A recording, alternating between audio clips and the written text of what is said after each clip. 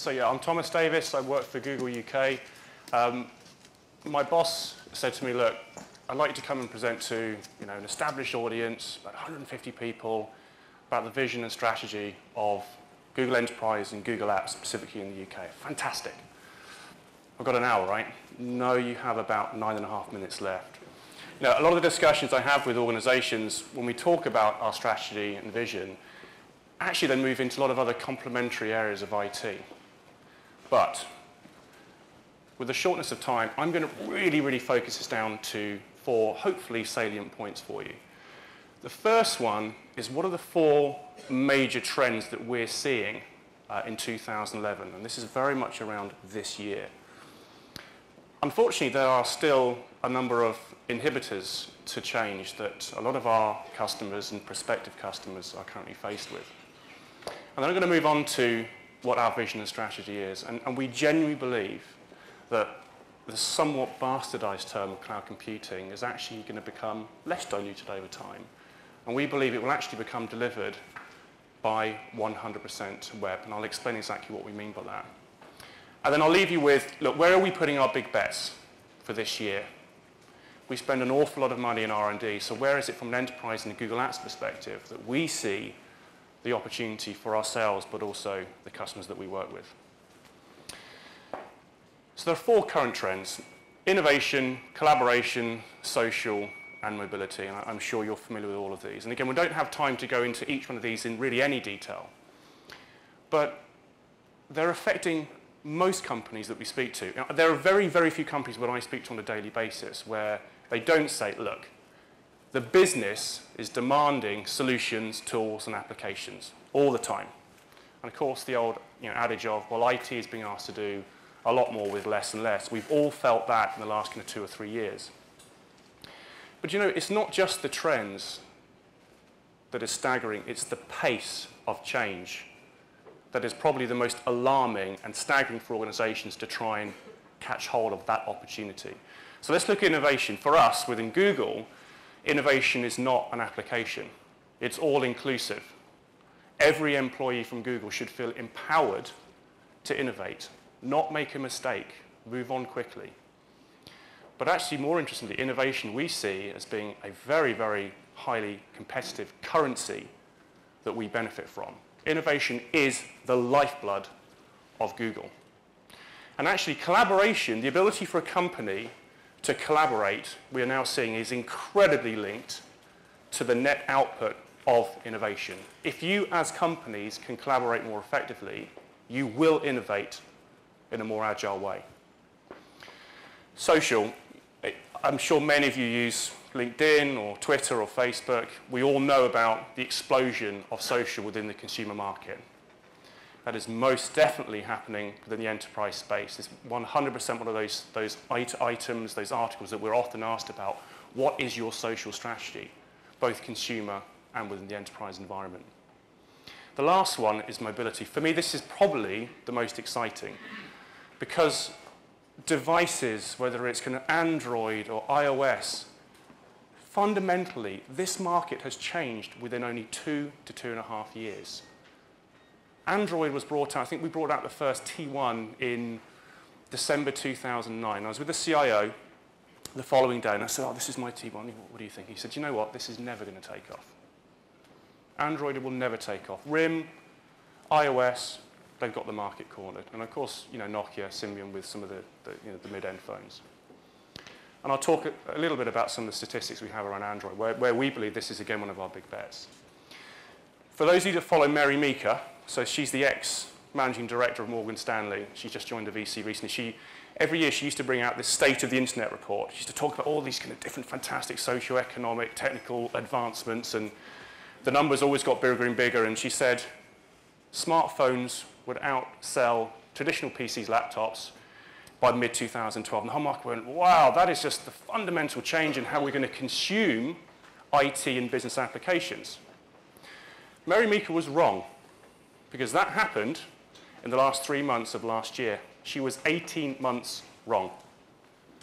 So this is fundamentally changing the way that organizations are having to serve their customers and their employees. People are coming much more reliant on what's called bring your own devices. And we see this as a major, major trend in 2011. But embracing these trends is difficult because a lot of people feel somewhat shackled by existing licensing agreements and existing technical capabilities that they have. I think Andrew just mentioned about this stat around 80% of people spend their IT on keeping the lights on. I swear that hasn't changed for the last 10 years. It comes out every year. And maybe, just maybe, that may be changing in the next 2, 3, 4 years as we start to be able to lessen that burden. Why would we spend and invest the scarce IT resource that we have on keeping those lights on? Why not put those people to work, working on your core business logic?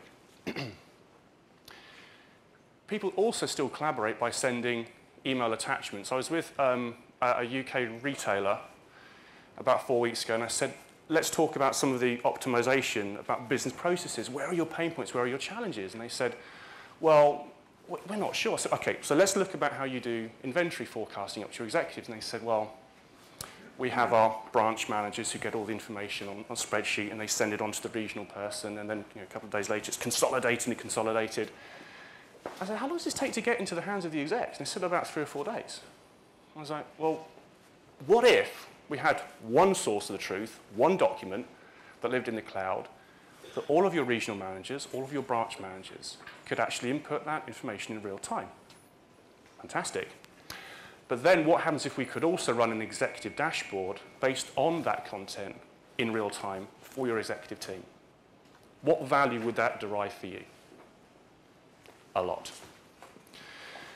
Technology still often starts with the business process. It doesn't start with the end user. We believe that not providing intuitive applications to end users is an enormous productivity drain.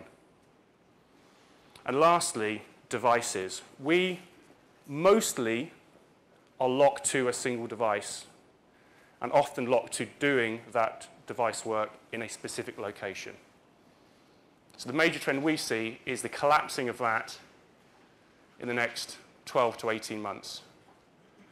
And we believe that organizations who had maybe a single mobile strategy around RIM BlackBerry is starting to go away. And that's because of other technologies coming through, like Android, but also because of the different form factors that people are actually starting to use. Tablet devices, such as. So our vision in Google for 2011 is to try and embrace these trends,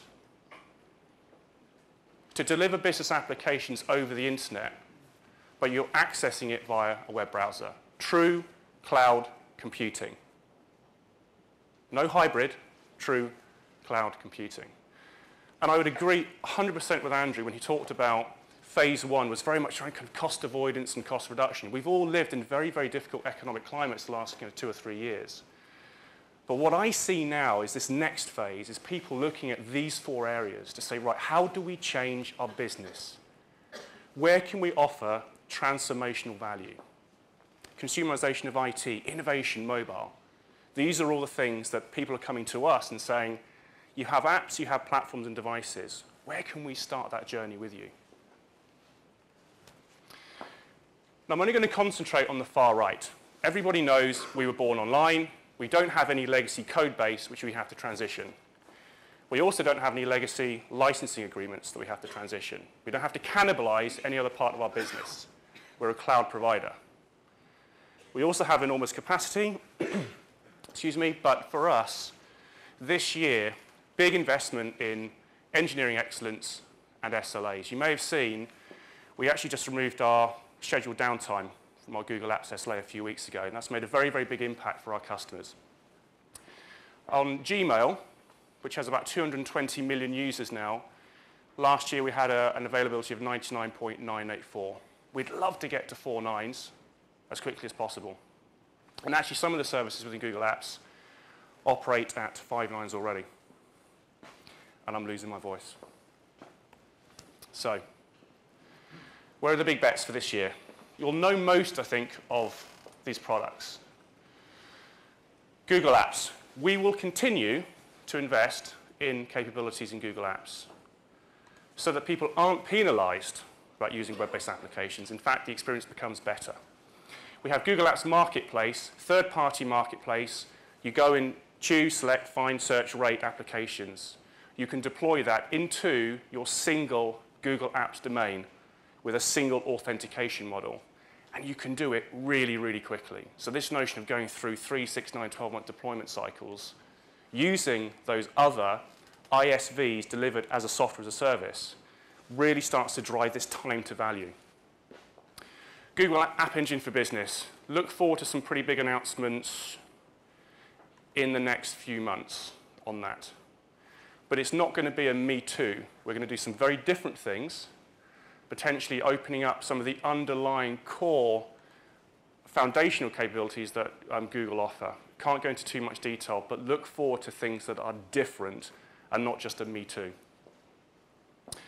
Chrome is enabling us to deliver applications very securely and very, very fast. So Chrome usage in the last 12 months has gone up from 40 million to 120 million users within that short period of time. We see that stimulating a lot of momentum in the market, both consumer and enterprise, and we're definitely feeling a drag through from people talking to us about our overall platform capabilities. Chrome OS, this is a big, big bet for us. Again, along with devices, I see this as fundamentally one of the biggest things we'll be doing. For those of you who don't know what Chrome OS is, it's a web-based operating system. We've been talking about it now for about 12 months. I think it's probably about time we started to get it to the market. It's, we think, a few months away with our first couple of devices. Web-based operating system, traditional-ish hardware, except it's a verified boot. So you kind of click the button, you'll be logged on within about 1.2, 1.5 seconds, as opposed to my 16 minutes on my current ThinkPad, which is killing me. Then you have the verified boot, which looks at the operating system, says, has this been attacked, changed by a virus, or user behavior? If it has, it goes back to the original vanilla version. Highly, highly secure and quick. It's stateless. There is no data on the device. I just got back from the States, and a guy was presenting on a Chrome OS machine. Someone ran on, got the machine, put a hammer through it, dropped it on the floor. The presenter walked across, got another machine, booted on, 1.2 seconds, in the browser, opened up his presentation, and carried on. Okay, it's stateless. It's going to be subscription-based, so no capital outlay. We're looking at potentially monthly OpEx, not just yearly. And it's going to be pretty cheap. We think it's going to be very fundamental in the way that we approach the much broader corporate IT. And the last one is Android. We're seeing a huge amount of interest around enterprise capability. So, 300,000 activations per day. Google, some of the areas we're looking at is to provide device-agnostic mobile management across different flavors, different form factors. I think we're very, very well placed to do that across Nokia Symbian, now Microsoft, Android, iOS. So that's another big bet for us this year. So I think I'm good on time. So the question really is, now that we have these multiple points of entry to Google, SaaS applications, platform, and devices, where can we help you go through the journey? If phase 1 is cost avoidance, we're pretty good at that. If phase 2 is optimizing your business around collaboration and innovation, agility, transformation, then we'd very, very much like to start that journey with you there too. That's it. Short, sharp. Thank you very much for your time.